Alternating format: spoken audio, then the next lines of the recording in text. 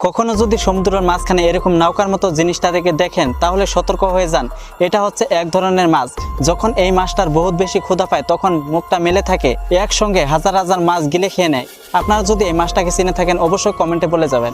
মানব জীবনে যে কত ধরনের যে বিপদ আসে এ হচ্ছে কিছু অ্যানিমেশন দৃশ্য। এইগুলো অবশ্যই বাস্তব জীবনের সঙ্গে মিল রয়েছে, কেননা মানুষরা কাজ করতে করতে সামান্য ভুলের জন্য আঘাতপ্রাপ্ত হয়ে না ফেরার দেশে চলে যায়। যখন বিশ্বের ধারালো ধাতুর কথা বলা হয় তখন অনেকেই মনে করে যে এই ধাতু লোহা দিয়ে তৈরি।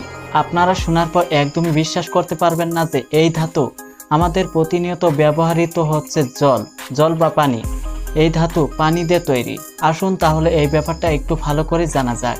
যখন জলকে 4000 কিলোমিটার প্রতি ঘন্টার স্পিডে 0.05 mm নজলের মধ্য দিয়ে রিলিজ করা হয় তখন পানির প্রেসার হয় 1,00,000 psi পর্যন্ত হয়ে থাকে।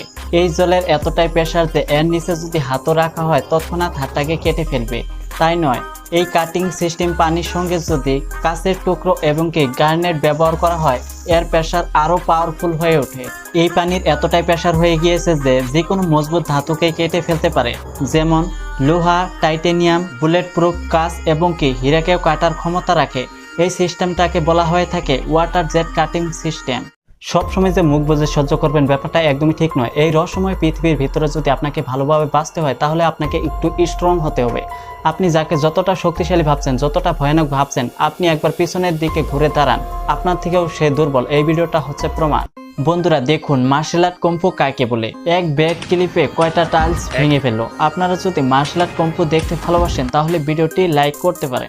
শিয়াল মামা দেখি হাঁস মামার উপরে ব্যাপকভাবে হামলা চালাচ্ছে। শিয়াল মামা কি হাঁসটাকে ধরতে পারবে?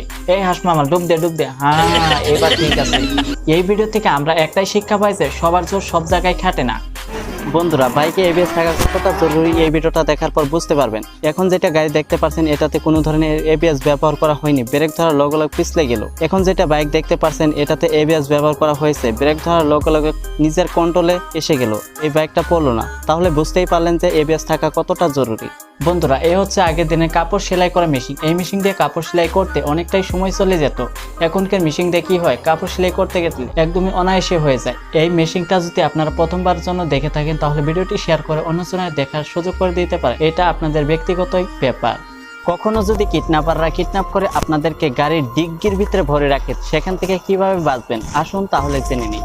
আপনাদের যতই শক্তি থাকুক না কেন আপনারা সেখান থেকে বের হতে পারবেন না যদি একটা ট্রিক্স অবলম্বন না করে।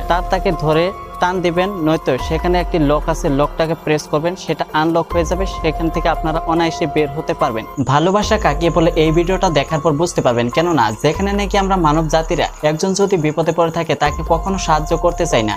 এখানে দেখতে পাচ্ছেন একটি মাছ টানে উঠে যায়, ছটফট করছিল যে পানিতে যাওয়ার জন্য, হঠাৎ করে সাপের নজরে চলে আসে, তৎক্ষণাৎ এসে তাকে উদ্ধার করলো। এই রহস্যময় পৃথিবীতে মানব জাতিরাই বেঈমান হয়, অন্য প্রাণীরা না।